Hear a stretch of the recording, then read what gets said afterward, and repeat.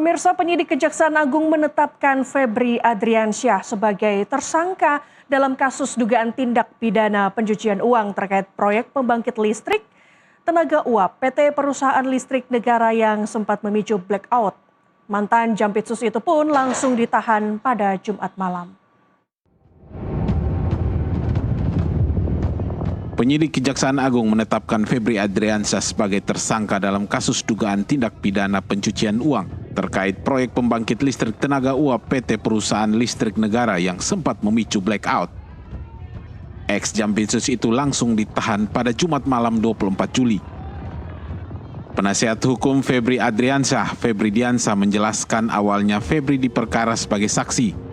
Hal ini didasari oleh surat pemanggilan terhadapnya sebagai saksi untuk sprindik dugaan tindak pidana pencucian uang. Setelah pemeriksaan sebagai saksi berjalan selama 10 jam, penyidik kemudian mengganti status Febri menjadi tersangka. Tadi proses pemeriksaan berjalan, awalnya pemeriksaan sebagai saksi karena surat panggilannya adalah sebagai saksi untuk sprindik dugaan TPPU. Kemudian setelah proses pemeriksaan berjalan sampai dengan sekitar pukul 19 malam ini, pukul 7 malam, penyidik menginformasikan status Pak FA adalah sebagai tersangka, sekaligus memberikan 2 dokumen. 1 dokumen penetapan tersangka dan 2 dokumen penahanan.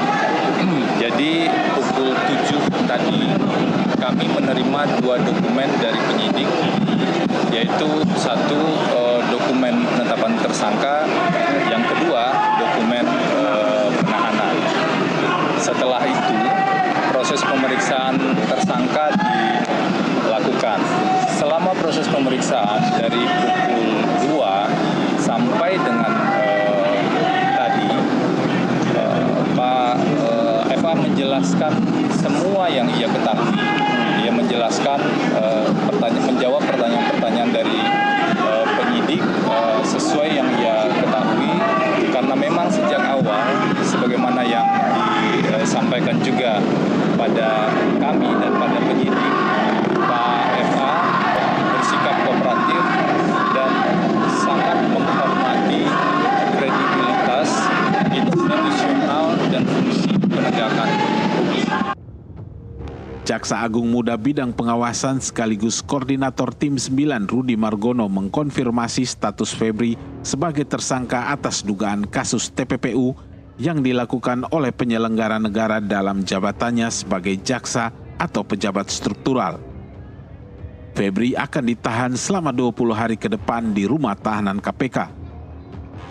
Memastikan yang bersangkutan pernah setidaknya berjasa menangani kasus-kasus besar, kasus besar.